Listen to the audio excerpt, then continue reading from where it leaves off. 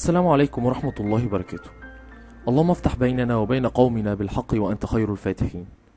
كنا قلنا في الحلقة اللي فاتت واتفقنا إن بداية أي تغيير بتكون من شخص قرر إنه يتحمل المسؤولية، وقرر إنه يكون هو البطل اللي الناس تنبهر بيه، ويكون هو الإنسان اللي بياخد الخطوة الأولى في حياته.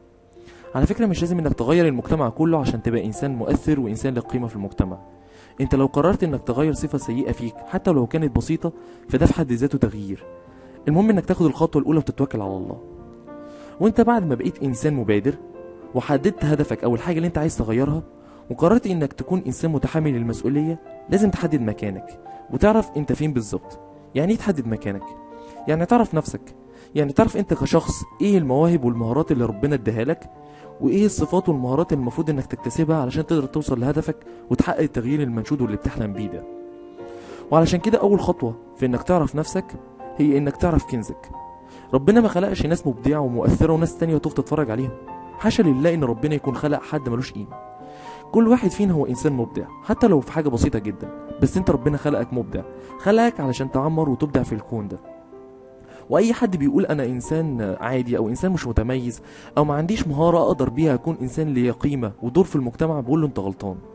انت ربنا خلقك وربنا كرمك وربنا خلقك انسان اصلا مبدع في الاصل، بس انت ممكن تكون مش عارف ايه كنزك او مكسل انك تدور عليه.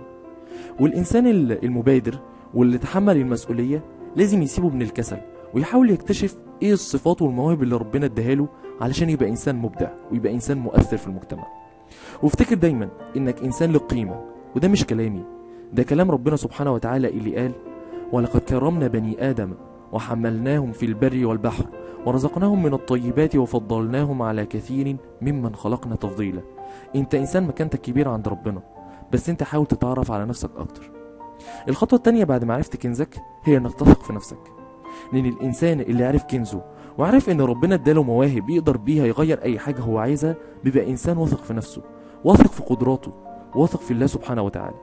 ودي حاجة مهمة جدا، علشان الانسان اللي قرر انه يتحمل المسؤولية وياخد زمام المبادرة ده انسان مش هيعيش حياة سهلة، هيعيش حياة مليانة بالتحديات، سواء تحديات من نفسه اللي بتخليه دايما بتشجعه على الكسل وبتخليه مش عايز يتحمل المسؤولية، او تحديات من المجتمع اللي ممكن يكون سلبي ومش بيساعده وبيحاول دايما انه يكسر فيه. فلازم يكون الانسان ده واثق من نفسه، واثق من هدفه، واثق من قدراته علشان يقدر يكسر كل الصعوبات دي ويوصل لهدفه في النهاية. فانت بمعرفتك لنفسك بتقدر تقدر ذاتك وتحب نفسك اكتر. الخطوة الثالثة والأخيرة هي إنك بعد ما عرفت نفسك وقدراتك وبقيت إنسان واثق من نفسك وحبيت نفسك أكتر، يجي دور الخطوة الثالثة، هي إنك تشحن إيه بالظبط؟ أقول لك تشحن إيه؟